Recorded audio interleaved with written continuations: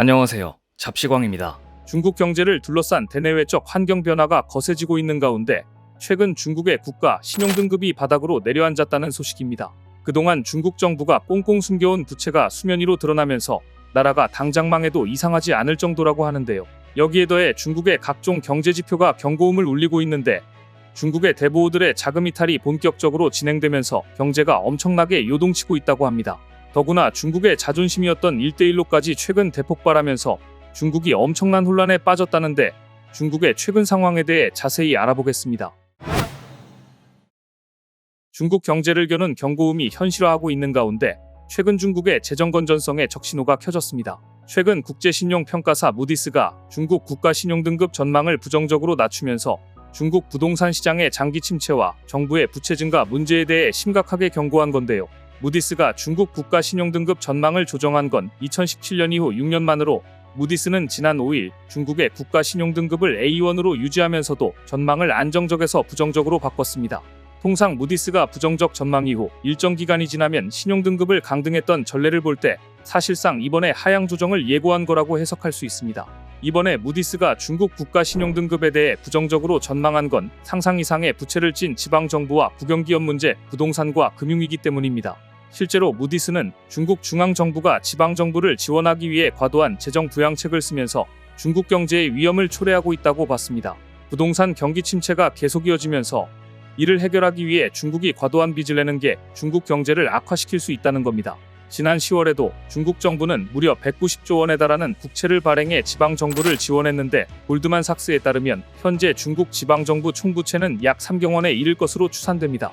그런데 무디스가 중국 국가 신용등급을 하향하기 전 중국 내 직원들에게 신변안전 등을 이유로 재택근무를 지시했던 사실이 알려지며 논란이 되고 있습니다. 영국 파이낸셜 타임스에 따르면 무디스 측은 중국 신용등급 전망을 낮출 경우 당국이 중국 현지 사무실을 급습해 자사 직원들을 구금하고 강제 조사할 수 있다는 우려에 재택근무를 지시했습니다. 중국 법인의 한 무디스 직원은 매체에 회사가 재택근무 명분을 설명하지 않았지만 모두 이유를 짐작하고 있었다며 우리도 중국 정부의 강제조사가 두렵다고 털어놓기도 했습니다. 무디스의 이와 같은 대응은 올 초부터 진행된 외국계 컨설팅 업체와 회계법인 등에 대한 중국 당국의 단속과 관련이 있습니다. 서구에서는 중국 당국이 지난 7월 반간첩법 개정전으로 외국계 기업 길들이기에 나섰다는 분석이 나왔습니다.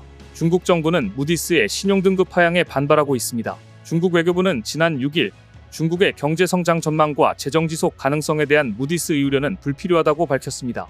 하지만 국제적으로 이런 평가가 나오고 있는 상황에 무디스가 이번에 쐐기를 박으면서 중국 경제는 더욱더 휘청일 것으로 보입니다.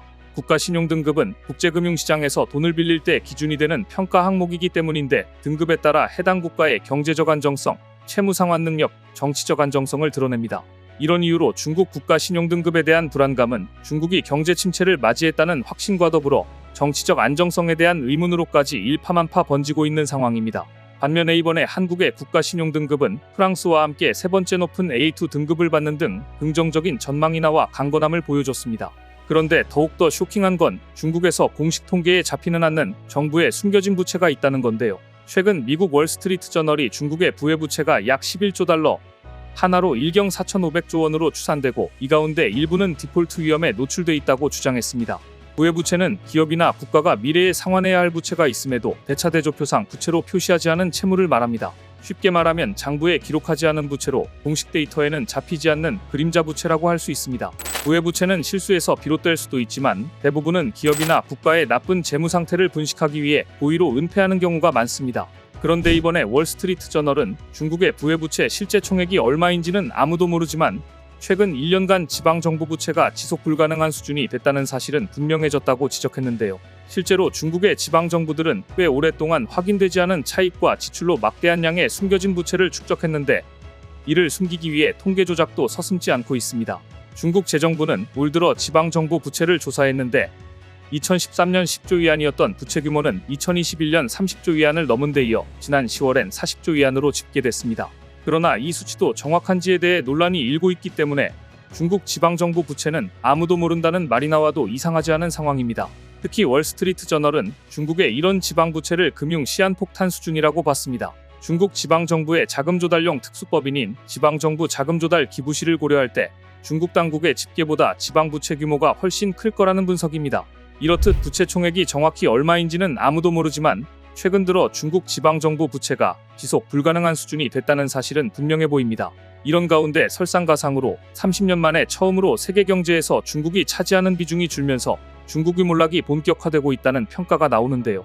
앞서 2일 블룸버그 통신은 JP모건 체이스의 발표치를 기준으로 전 세계 명목 GDP에서 중국이 차지하는 비중이 20%로 작년보다 줄었다고 보도했습니다. 명목 GDP에서 중국의 비중이 축소된 건 지난 1994년 중국이 새로운 환율 제도를 도입한 이후 처음이라 충격적이라는 의견이 나옵니다. 블룸버그는 작년에 신흥국들이 세계 경제에서 차지하는 비중이 확대됐지만 중국만 유일하게 경제 비중이 감소했다는 점에서 더욱 놀랍다고 보도했습니다. 작년에 중국의 경우 제로 정책을 엄격하게 고수하면서 경제활동이 위축됐던 영향이 컸는데 침체된 부동산 시장 또한 큰 영향을 줬다는 분석입니다.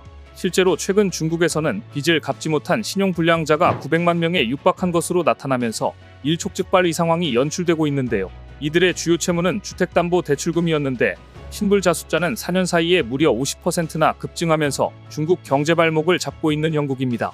대만 중앙통신사 보도에 따르면 현재 중국에서는 채무상환 불능 상태로 블랙리스트에 올라 경제활동이 제한된 신용불량자가 854만 명으로 추산되고 있습니다.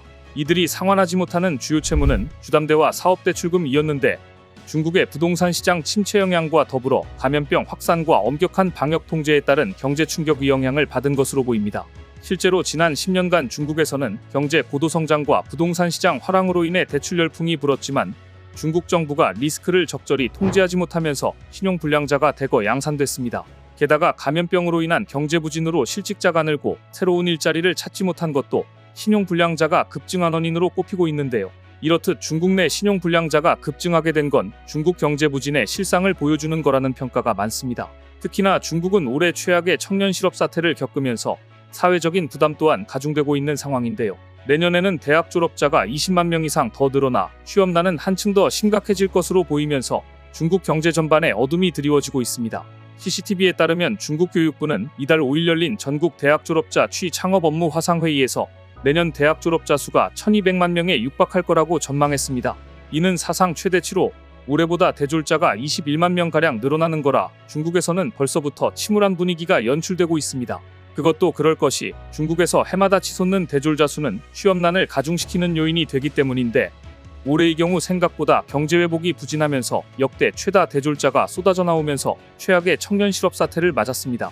실제로 지난 6월 중국의 청년 실업률은 21%로 관련 통계 작성 이후 사상 최고치를 기록했는데 이를 둘러싼 우려가 커지자 급기야 중국 당국은 실업률 통계 발표를 아예 중단해버렸습니다.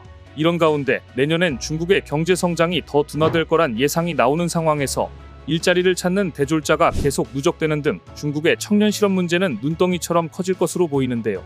그런데 문제는 중국 경제를 둘러싼 상황이 이뿐만이 아니라 각종 악재가 동시에 터져나오고 있다는 점입니다.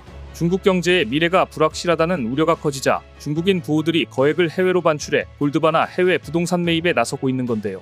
뉴욕타임즈에 따르면 올 들어 중국 가계와 민영 기업들이 한 달에 65조 원가량을 해외로 자금 이탈을 하고 있는 것으로 추산됐습니다. 제로 정책에 따른 통제가 본격적으로 풀리고 해외여행이 자유로워지면서 중국인들이 도쿄 아파트를 구매하거나 상대적으로 이자율이 높은 미국, 유럽은행 계좌로 돈을 옮기고 있다는 겁니다. 이들은 외화 반출에 대한 중국 당국의 통제를 피하기 위해 소형 골드바를 구매하거나 외화를 환전해 짐가방에 숨기기도 하는 것으로 전해졌습니다. 이뿐만 아니라 중국인들이 홍콩에 은행 계좌를 만들고 보험 상품을 구매하는 식으로 돈을 빼내기도 하는데 최근엔 은행 영업 시작 90분 전부터 중국인들이 지점 앞에 일제히 줄을 서고 있다고 합니다. 여기에 더해 중국 내 외국 자본 이탈도 한층 더 거세지고 있는데 최근엔 월마트가 구매센터를 중국에서 베트남으로 옮긴다는 소식이 전해지면서 중국 내 엄청난 충격이 퍼졌습니다. 사실 중국에서의 외국 기업 철수는 어제 오늘의 일이 아니지만 월마트의 구매센터 이전은 단순한 철수 이상의 의미를 갖기 때문입니다. 실제로 관련 업계에서는 월마트 철수 소식은 중국의 세계의 공장 지위가 뿌리부터 흔들리는 신호라고 해석하고 있습니다. 역시나 중국 관영 매체들은 이 소식을 전하지 않았지만 중국 SNS에서는 탄식이 쏟아져 나왔는데 월마트마저 중국에게 작별을 고하면 앞으로 중국은 어떻게 해야 하나라고 한탄했습니다. 설상가상으로 최근 이탈리아가 중국에게 1대1로 탈퇴를 공식 통보하면서 중국 내에서는 대혼란이 찾아왔는데요. 이탈리아 매체 코리에레 델라 세라는 지난 3일 이탈리아 정부가 중국의 1대1로 협정을 갱신하지 않겠다는 내용의 공식 서한을 전달했다고 보도했습니다. 이로써 이탈리아가 중국의 1대1로에서 4년 만에 공식 탈퇴하게 됐습니다.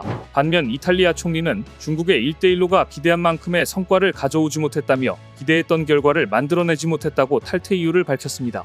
실제로 이탈리아가 1대1로를 통해 얻은 건 별로 없는데 1대1로에 참여한 2019년 이탈리아의 대중국 수출액은 18조 원이었지만 이는 3년이 지난 뒤에도 크게 다르지 않았고 기대에 못 미치는 결과를 낳았습니다. 이렇듯 이탈리아의 1대1로 탈퇴 결정에 중국은 1대1로 사업에 먹칠을 하거나 이를 파괴하는 걸 두고 볼 수 없다며 강하게 반발하고 있는 중인데요. 중국의 마지막 자존심으로 여겼던 1대1로 사업까지 폭삭망하면서 중국의 몰락은 한층 더 가팔라질 것으로 보입니다. 오늘 준비한 소식은 여기까지입니다. 댓글을 통한 여러분들의 많은 의견 기다리겠습니다. 시청해주셔서 감사합니다.